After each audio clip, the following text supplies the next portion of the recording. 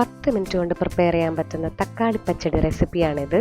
അതിന് ആവശ്യമായിട്ടുള്ള ഇൻഗ്രീഡിയൻസ്: 3 ചെറിയ പഴുത്ത തക്കാളി നീളനെ അരിഞ്ഞത്, 3 പച്ചമുളക്, ചെറിയൊരു സവാള കൊത്തി അരിഞ്ഞത്, അരമുറി തേങ്ങ ചിരകിയത്. ഇനി ആവശ്യമായിട്ടുള്ള സാധനങ്ങളാണ് കടുക്, ജീരകം, മഞ്ഞൾപ്പൊടി, പിന്നെ കടുക് വറുക്കാൻ വേണ്ടിയിട്ടുള്ള ആ ഒരു അളവിനുള്ള വെളിച്ചെണ്ണ, കറിവേപ്പില, ഉപ്പ്. ഇനി അടുപ്പ് കത്തിച്ചതിന് ശേഷം നമുക്ക് കൺവീനിയൻ്റ് ആയിട്ടുള്ളൊരു പാത്രമോ പാനോ ഉപയോഗിക്കാം. ഇവിടെ യൂസ് ചെയ്യുന്നത് ചീനച്ചട്ടിയാണ്.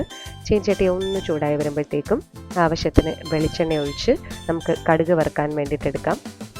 എണ്ണ ചൂടായി വരുമ്പോൾ കടുക് വറുക്കാം.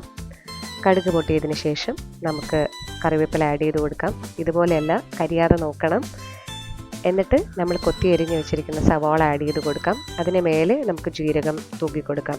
അപ്പോൾ ആ കടുകിൻ്റെ കൂടെ ജീരകം ആഡ് ചെയ്യാത്ത എന്താണെന്ന് വെച്ചാൽ ആ ഒരു പോയിന്റിൽ ജീരകം കരിഞ്ഞു പോകാൻ ചാൻസ് ഉണ്ട്. അതുകൊണ്ടാണ് ഈ ഒരു സ്റ്റേജിൽ ജീരകം ആഡ് ചെയ്യുന്നത്. ഇനി നമ്മൾ എടുത്ത് വെച്ചേക്കുന്ന 3 പച്ചമുളക് നീളനെ അരിഞ്ഞതിന് ശേഷം ഇതിൻ്റെ കൂടെ ആഡ് ചെയ്തെടുത്തിട്ട് ജസ്റ്റ് ഒന്ന് വഴറ്റി കൊടുക്കാം. അതിൻ്റെ മേലെ നമ്മൾ കട്ട് ചെയ്ത് വെച്ചിരിക്കുന്ന 3 ചെറിയ പഴുത്ത തക്കാളി ഉണ്ടല്ലോ, അത് നീളനെയാണ് നമ്മൾ കട്ട് ചെയ്തത്. അത് ഇതിൻ്റെ കൂടെ ഒന്ന് ആഡ് ചെയ്തതിന് ശേഷം ജസ്റ്റ് ഒന്ന് വഴറ്റിയെടുക്കണം. ഇതിൻ്റെ മേലെ നമ്മൾ ചെറുതായിട്ട് ചെറിയൊരു ക്വാണ്ടിറ്റിയിൽ മഞ്ഞൾപ്പൊടി തൂക്കി കൊടുക്കുകയാണ്. ഇനി ആവശ്യത്തിന് ഉപ്പ് കൂടെ ആഡ് ചെയ്തതിന് ശേഷം കുറച്ച് വെള്ളം ഒഴിച്ച് നമ്മളിതൊന്ന് വേവിക്കുകയാണ്. അത് ബെയർലി 3 to 4 മിനിറ്റ്സ് ആയിരിക്കും നമ്മൾ വേവിക്കുന്നത്.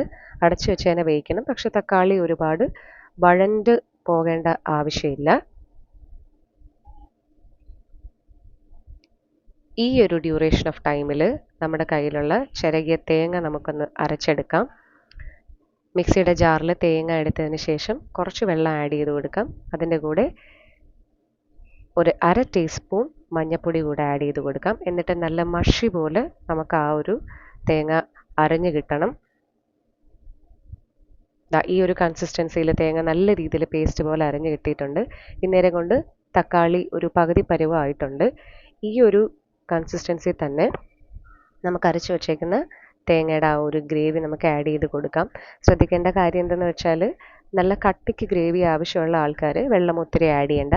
നേരെ മറിച്ച് വീട്ടിൽ ഒത്തിരി മെമ്പേഴ്സൊക്കെ ഉണ്ട്.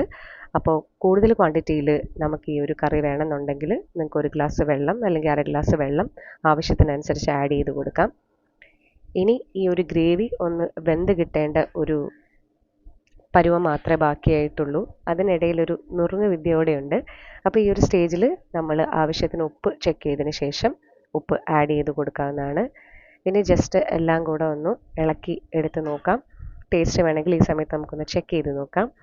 അപ്പോൾ നല്ല രീതിയിലൊന്ന് തിള വരുമ്പോഴത്തേക്കും നമ്മളൊരു പൊടിക്കൈ എന്നുള്ള രീതിയിൽ കുറച്ച് ശർക്കര ആഡ് ചെയ്ത് കൊടുക്കുകയാണ്. ഇവിടെ മൊത്തത്തിലുള്ളൊരു ഫ്ലേവർ പ്രോപ്പർ കൺസിസ്റ്റൻസിയിലെത്തി നല്ലൊരു സ്വാദ് ഇത് എൻഷർ ചെയ്യും. അപ്പോൾ ഈ ഒരു സ്റ്റേജിൽ നമ്മുടെ തക്കാളി പച്ചടി റെഡി.